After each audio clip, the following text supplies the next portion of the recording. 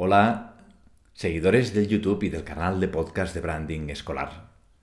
Vamos a entrevistar hoy a Javier Cortés Soriano, una persona que conoce el mundo educativo en extensión y profundidad. No en vano, por una parte, ha dirigido una importante editorial del ámbito educativo y por otra, por ejemplo, recientemente era director de un colegio en San Sebastián donde además también impartía clases de filosofía en bachillerato. Es autor de diversos libros, conferenciante, fue, por ejemplo, miembro del Consejo Escolar de Aragón. En fin, os dejo la biografía en la descripción del episodio y vamos allá a hablar con Javier Cortés que nos está esperando.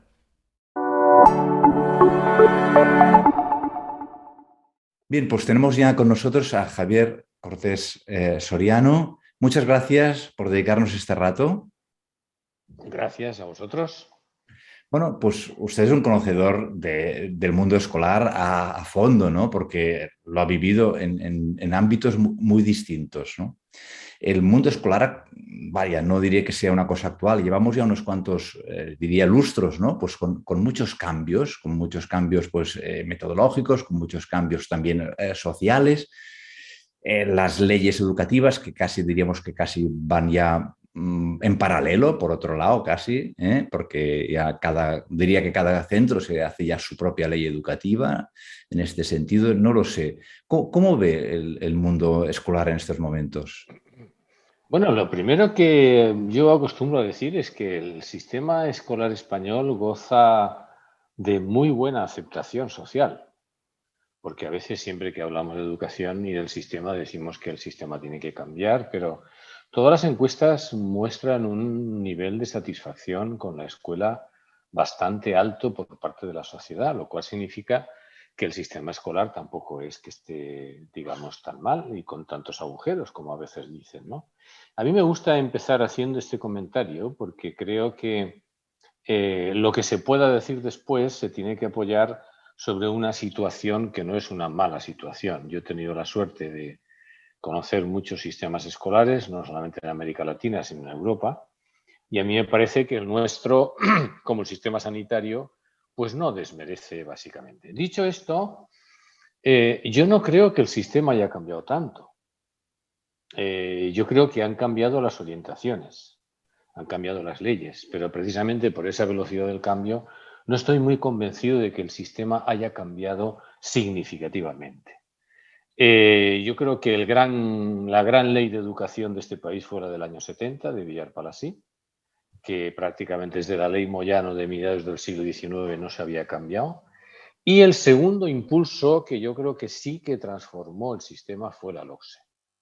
A partir de la implantación de la LOCSE, que terminó como a mediados de los años 90, yo creo que no se han producido especiales cambios en el sistema.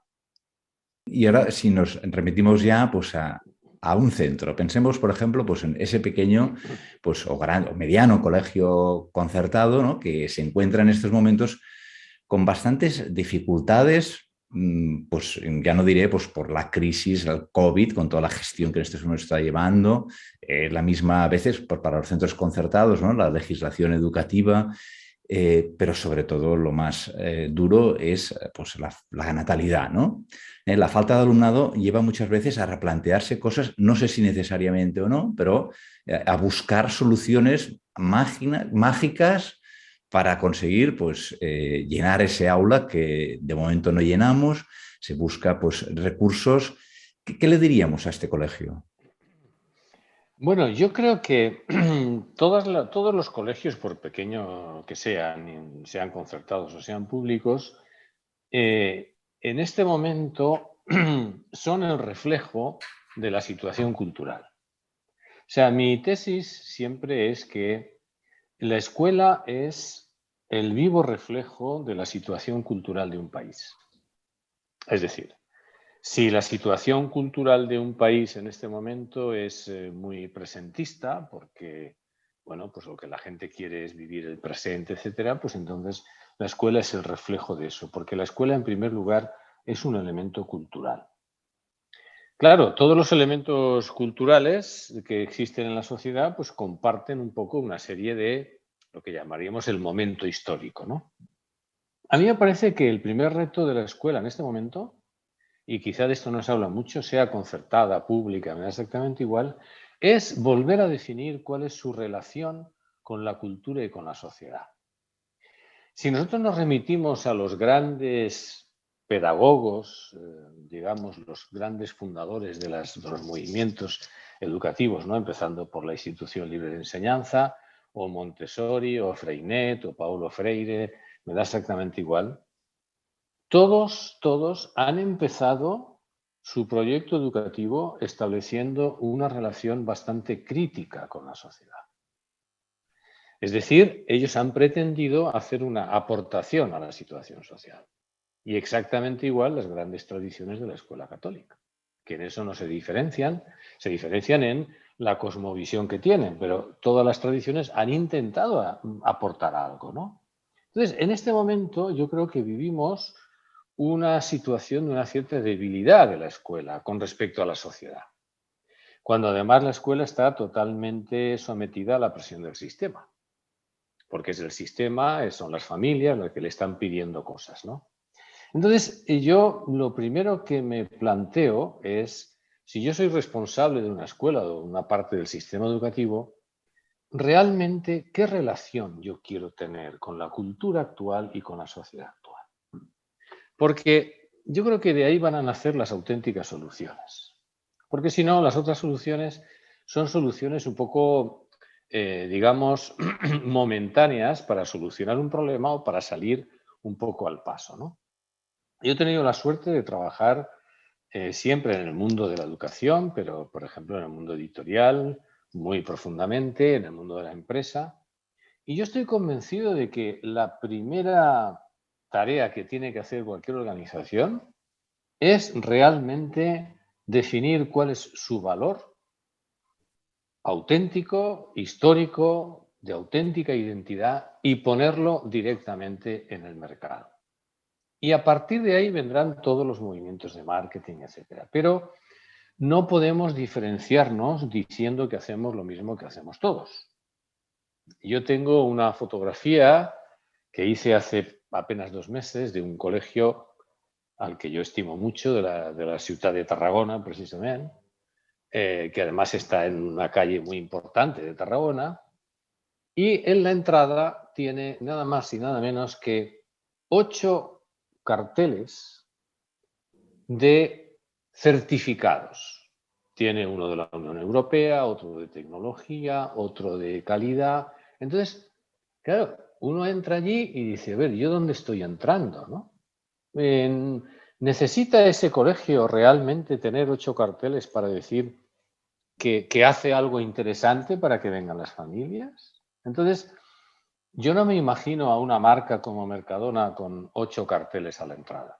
Mercadona es Mercadona, te guste o no te guste, pero tú ya sabes a lo que vas y es Mercadona. Y no tiene 50 carteles de que, bueno, pues está homologado por no sé qué, ¿no? Entonces, mi primera, y da igual que sea el mundo de la empresa, que el mundo de una organización escolar, mi primera inquietud es, antes de hacer nada, porque no tienes alumnos, pregúntate realmente tú qué vas a aportar.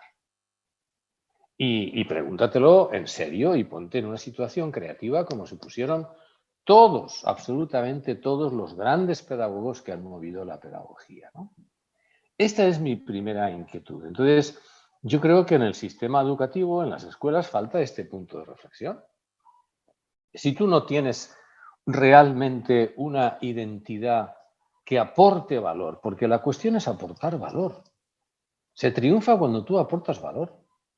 Y cuando tú aportas valor, lo tienes que saber comunicar. Y entonces vienen todos los técnicos que te ayudan a comunicar y a hacer marketing. Pero si no sabes cuál es tu valor añadido y no lo tienes claro, pues difícilmente te vas a hacer un hueco. Tengo que decir, porque me dedico precisamente al branding y por tanto muchas veces he tenido conversaciones de este tema, que les resulta muy difícil saber exactamente por qué hacen las cosas, que es la pregunta de fondo, ¿eh? Porque acaban, pues eso, imitando pues lo que esté en ese momento de moda, pues si ahora es la robótica, si no otra cosa, ¿no? Y dentro de un tiempo, pues ya eso dejará de tener ningún interés para la gente, ¿no? le resulta difícil realmente esta lección de por qué hago las cosas. Sí, porque yo creo que la escuela sufre una especie de complejo de inferioridad del que tenemos que salir, y ese complejo de inferioridad nos coloca en posición de tratar a los que vienen como clientes, clientes fríos. Y entonces los padres van a las diferentes escuelas con una lista en la mano y preguntan: ¿cuántas horas de inglés da usted? Y yo le digo: ¿pero a usted qué le importa? Si el que sabe cómo se enseña inglés soy yo. ¿Usted qué sabe si con más horas de inglés se aprende inglés? Usted no me dice a mí cuántas horas de clase tengo que tener. Puede ser que yo tenga menos horas de clase de inglés, pero tenga estructuras de conversación fuera que son mucho más útiles. Entonces, por favor, no me pregunte eso. Pero esta actitud no la tenemos. No tenemos la actitud de posicionarnos en realmente que nosotros sabemos, y me puedo poner a discutir con un padre que viene a decirme cuántas horas de inglés, a que con más horas de gramática no se aprende a escribir. Y con más horas de mal inglés no se aprende a hablar inglés. Y esta es la actitud que yo creo que hay que promover dentro de la escuela. Con toda paz, con toda seguridad. Y esto le llamo yo profesionalidad, que es: yo sé lo que hago. Entonces no estoy al pairo de que vengan: ah, es que claro, el colegio de al lado, como ha puesto ordenadores, entonces yo también pongo ordenadores. Bueno, pues bien. Entonces hay que buscar, y yo creo que a eso sí se les puede acompañar a las instituciones de la escuela concertada, incluso a la escuela pública. Yo he vivido 5 años en Donosti, hasta hace muy poco tiempo, y la necesidad de, o sea, la desaparición de los niños es impresionante. Entonces las escuelas públicas, las ikastolas y las escuelas concertadas ya están en igualdad de búsqueda de alumnos. Es decir, no es solamente la escuela concertada, sino que es también la escuela pública la que ve que no hay alumnos, ¿no? Entonces, yo creo que hay que remitirse a lo que realmente una escuela es. La escuela es un proyecto cultural, en el profundo sentido de la palabra cultura. Cultura en el sentido de proporcionar a los alumnos herramientas históricas y presentes para entenderse, para entender el mundo, para crear un proyecto personal de vida y para cambiar el mundo. Y si ese discurso no lo recuperamos, pues entonces es difícil que el marketing venga en ayuda, ¿no? Yo pues entiendo la marca, siempre, al menos en el caso escolar, las marcas son humanas, con lo cual yo digo que la marca de una escuela es su profesorado, ¿no? Con lo cual la gestión de un colegio es sobre todo gestionar las personas, ¿no? Con la experiencia, además bastante reciente también directiva, ¿no? ¿Qué consejo daríamos a una directora, a un director respecto a este tema? Es decir, gestionar bien las personas, porque al fin y al cabo es ahí está donde está la esencia de su marca. Y yo no puedo estar más de acuerdo con la afirmación que has hecho. O sea, yo creo que el producto que un centro escolar ofrece es un conjunto de relaciones, no es un producto físico. Por tanto, si en todas las organizaciones el elemento, digamos, humano es importante, es que aquí no hay otro. Es que en la escuela no hay nada que tenga valor que no pase por el educador. Me da igual que sea el educador de extracurriculares, el educador de deportes, el educador de inglés, que el educador tutor. Me da exactamente igual. No hay otro producto, porque en otras organizaciones hay otro producto. En una editorial se hacen libros o materiales escolares, entonces hay un producto. Pero es que en la escuela no hay ningún producto físico. Solamente es el nivel de relación que se establece, y es un tema muy interesante que yo he trabajado mucho, cuáles son las 8 relaciones básicas que se trabajan en una escuela, ¿no? Bien, a mí me parece que el primer objetivo de un equipo directivo, ya no hablo de un director, sino de un equipo directivo, el primer objetivo es, sin ninguna duda, el trabajo con su equipo de profesores y de educadores. El primero. No hay otro, que significa procesos de selección, procesos de incorporación, procesos de acompañamiento, desarrollo profesional, participación activa. No hay otro. Y en esto la escuela tiene que cambiar radicalmente, porque No hay nada en una escuela que tenga valor que no pase directamente y únicamente por la figura del profesor. Ninguna tecnología va a hacer bueno a un mal profesor. Y sin embargo, un buen profesor sin tecnología seguirá siendo bueno. Y a mí me parece que esto significa ponerlo en la agenda. Yo he trabajado mucho también con equipos directivos y siempre les pido la agenda. Dame la agenda de un mes. Tú eres director de secundaria, tienes un claustro de 30 profesores, o eres director de un centro y tienes un claustro de 75 o de 42 profesores. Bien. Coge la agenda del mes y dime cuántos tiempos y actividades sistemáticas habéis tenido el equipo directivo de relación y trabajo con el profesorado. Y a mí me parece que aquí hay todo un campo muy interesante, que además yo lo he experimentado y me parece muy bonito, en el que hay que, por todos los medios, poner la sabiduría, sacar la sabiduría del profesor del cajón donde está metida. Yo pienso, y lo he propuesto siempre, que la primera formación es la interacción en el centro. Eso de que venga un gurú a hablar a 45 profesores que están ahí sentados a las 5 de la tarde esperando que se acabe, eso es ridículo. La formación, en primer lugar, es interacción entre la sabiduría que hay en el centro. Y este tipo de cosas a mí me parece que abren dinámicas muy interesantes y muy bonitas, porque como bien has dicho tú, el profesor, el educador, es la marca, no es el director. Los directores pasan. Los profesores pueden estar 20, 25, 30 años. Entonces, el que no pasa es el profesor. Por tanto, es el sustrato real de lo que está pasando en el centro, ¿no? El profesorado tiene que tomar conciencia de que lo que está haciendo con su marca personal, que no es otra cosa que la huella, la marca que deja en sus alumnos, pues es importante, ¿no? Sí, lo que pasa es que para eso también hace falta que las propias estructuras del sistema educativo lo favorezcan. El sistema educativo tiene unos modelos organizativos que dejan mucho que desear. Y no hay estructuras ni dinámicas en los centros para que realmente el profesorado se empodere. Se empodere simplemente tomando conciencia del poder que ya tiene. Lo que pasa es que no es oficial. Es decir, el profesor sale al pasillo como si en el pasillo él no interesara. A él lo que le interesa, lo que interesa de él es lo que hace en su clase. Que además lo hace bastante más o menos a escondidas, ¿no? Entonces, no existen dinámicas de entrelazamiento, de comunicación, de sabiduría entre el profesorado.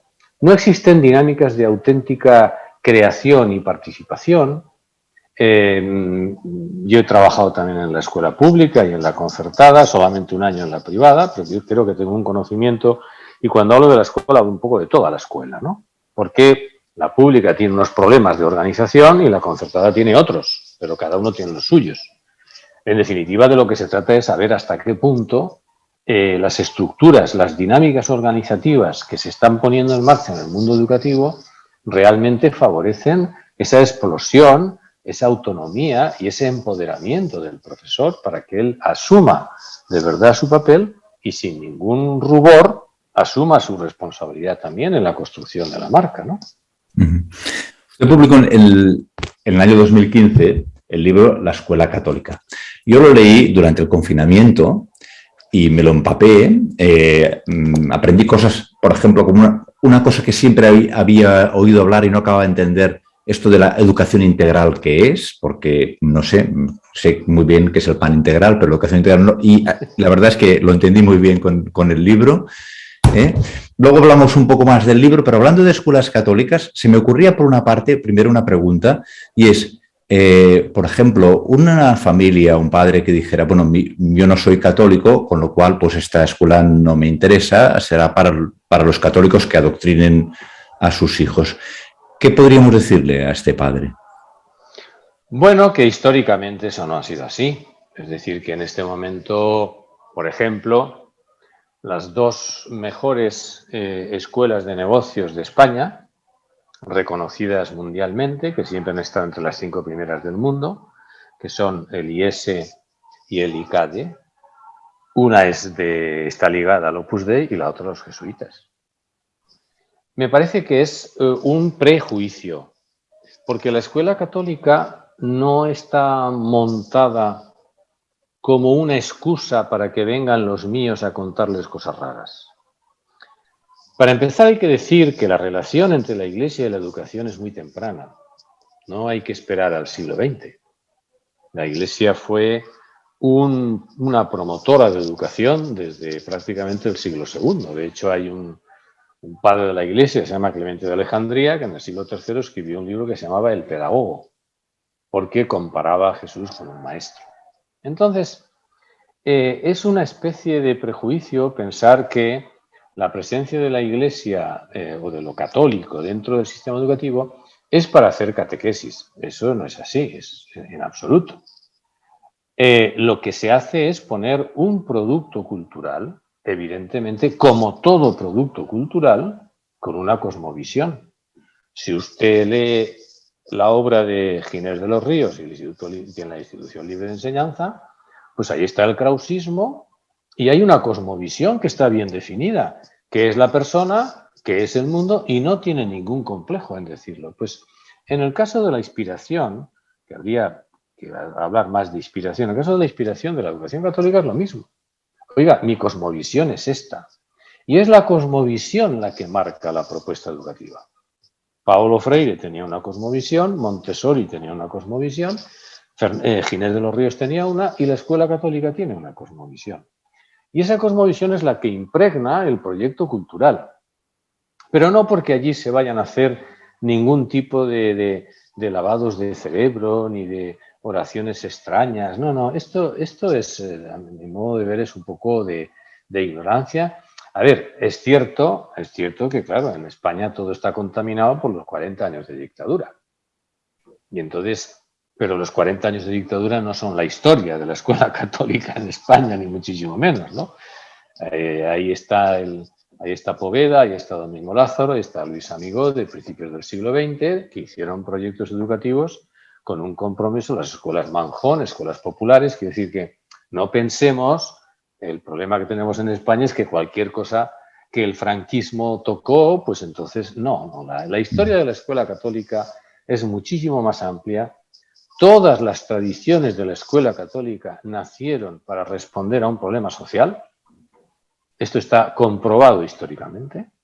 La primera escuela pública de Europa la fundó José de Calasanz en Roma en el siglo XVII, y así está atestiguada en la historia de la pedagogía.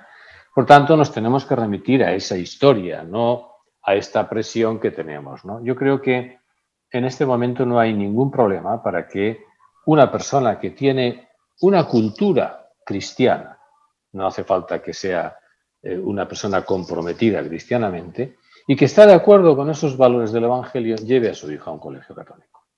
Para bajar a este nivel pedestre de este padre, es decir, tengo la sensación de que muchas veces el problema no es que sea una cosmovisión y otra, sino es una o ninguna, ¿no? O sea, que lo que se le ofrece alternativa en marco social, pues es mucha superficialidad y, pues no sé, que los jóvenes a veces están pues con el TikTok, ¿no? Pues con esta inmediatez y a veces pues llega, no sé, por ejemplo, como un caso que recuerdo, ¿no? Pues la muerte de la abuela por COVID y en Spotify no hay respuestas para eso, ¿no? La escuela da ese marco de comprensión de lo que es ser persona humana y respuesta a estas situaciones. Debe darlo sin ninguna duda. Es más, por ejemplo, el giro que el modelo competencial de la Unión Europea ha dado en el 2018 con respecto a lo que tenía en el 2006, marca con mucha claridad el interés por el trabajo de la persona. Es decir, la educación, y lo decía Ginés de los Ríos con mucha claridad, la educación pretende constituir personas que sean capaces de asumir su propia vida. Eso está también en la introducción de la LOMLOE.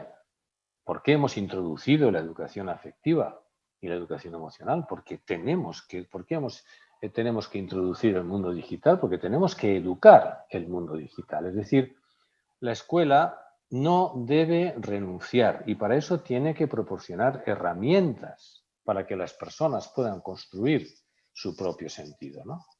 Y creo que ahí hay una responsabilidad que la escuela no debe ni puede dejar de lado.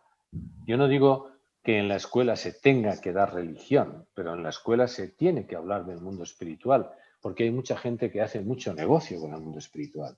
Y entonces eso lo vamos a dejar a la intemperie para que sigan haciendo negocio con el mundo espiritual. Entonces, yo creo que la escuela tiene que recuperar su fuerza y tiene que recuperar su posición, que es una posición que no nos hemos inventado ahora. De hecho, todos los informes de la UNESCO, desde el famoso del año 1973, un informe buenísimo que se llamaba Aprender a ser, de Edgar Ford, ya marcó la línea que después el informe de Loss del año 96 recogió, de decir, oiga, tenemos que intentar que nuestros alumnos aprendan a ser, a convivir, a aprender, pero también a ser. Y todo eso tiene que ver con los referentes que una escuela tiene que proporcionar. Sí, a veces en las escuelas católicas parece que hay como dos mundos paralelos, el de la educación en conocimientos de cualquier área y después esta formación pues, que parece como reservada a la gente pues, que se dedica a pastoral, ¿no? ¿Esto es coherente, esta manera de funcionar? Esto es absolutamente incoherente. Esto es, y lo digo con conocimiento de causa, esto para mí, aparte de que no solamente es una muy mala comprensión de lo que es la escuela, porque como digo en ese libro, que además lo prologó José Antonio Marina y tuvimos nuestras conversaciones, gracias a Dios tengo una muy buena relación con él, como yo digo en ese libro, la escuela católica es en primer lugar escuela. Punto final. Que sea católica es como si yo digo que voy a hacer una escuela absolutamente ecológica, pero primero es una escuela. Luego tendrá los matices de la cosmovisión, pero no esta dicotomía que se está produciendo entre el mundo académico y el mundo que llaman en la escuela católica de la pastoral, a mí esto me parece un drama, porque al final eso no es un proyecto, no es un proyecto cultural. Y yo lo vuelvo a repetir, la escuela es una institución cultural, no es una sacristía. Y quien la quiera convertir en una sacristía está usurpando el puesto de la escuela. De la misma manera, el que quiera sacar de la escuela cualquier referencia a una cosmovisión humana está haciendo de la escuela una academia para que los niños sean competentes y luego salgan a reforzar este sistema maravilloso que nos tiene atrapados. Entonces, esas dicotomías entre lo académico y lo pastoral, pues sinceramente me parecen una falsificación del espíritu de la escuela católica. En el libro describe con realismo y crudeza, cuando hace falta que sea así, lo que ha ocurrido en muchas escuelas católicas, ¿no? A veces parece que se trata de jugar un poco a la baja en un contexto en que hay menos católicos, en que hay pocas vocaciones, en que el colegio se me está empequeñeciendo, ¿no? Y ir pues, defendiendo unos derechos adquiridos, y lo que sugiere es justamente todo lo contrario, ¿no? Es decir, pues abrirse, innovar, como antes he comentado, pues que siempre ha hecho la escuela cristiana, las fundaciones cristianas desde el origen, ¿no? Absolutamente, vamos, ahí no, yo en eso no tengo ninguna duda. O sea, yo creo que el gran reto, como he dicho antes, es retomar lo que tú eres. Si lo que tú eres no tiene un valor añadido en esta sociedad, pues cierra el chiringuito o véndelo y véndelo a una empresa privada de estas que han entrado ahora en el mundo educativo y que intente hacer negocio, pero si no pasa nada. La escuela católica no está en la sociedad porque haya un marco legal para que esté. ¿Tiene que haber un marco legal? Sí, pero el marco legal nunca es justificación de una esencia. Toda esencia se introduce dentro de un marco legal. Pero la justificación de la escuela católica en el derecho de unas posibles familias, eso no es la raíz ni el fundamento de la escuela católica. José de Calasanz no preguntó a los pobres de Roma, cuando fundó la primera escuela gratuita y pública, preguntó a sus familias si tenían derecho a la educación. y todas las tradiciones que nacieron desde el siglo XVI, que han creado un poco toda la escuela católica, nadie fue preguntando el derecho que tenían los padres, sino que fueron a solucionar problemas directos que había en la sociedad, es decir, a aportar valor. Entonces, la gran pregunta que hay que hacer a la escuela católica es, oiga, ¿y usted qué valor añadido tiene para el sufrimiento, el dolor y las necesidades de este mundo? Esa es la primera pregunta que hay que hacerle a la escuela católica, ¿no? Luego, sobre eso, haga usted el marketing que quiera, ¿no? Pero el problema, como ha ocurrido, por ejemplo, que conozco bastante bien a la escuela católica de Holanda y de Bélgica, que es una escuela numerosísima, es que con el paso de los años pues se han convertido en unos buenos colegios de gestión académica, que tienen mucho éxito, por cierto, pero nada más. Bueno, nos quedamos con este fundamento, esta reflexión sobre el valor que la escuela aporta, ¿no? Para ir pensando y luego pues concretando todo este planteamiento pues, de marketing derivado de eso, ¿no? No de simplemente pues, castillos hinchables que duran lo que dura mientras soplo, ¿no? Sí, Muchas sí, gracias. yo he sido, vamos, un ferviente defensor de las actividades de comunicación y de marketing siempre, y las he utilizado en mi época de responsable de empresa editorial y en mis épocas de, de responsable de instituciones escolares, ¿no? Pero me parece que todas esas tecnologías de comunicación y de marketing que son muy importantes tienen que estar al servicio, y hay unas estrategias, pero al servicio de una entidad y de una identidad. Si no, suenan a hueco y la gente percibe que suenan a hueco. Muy bien, pues muchas gracias.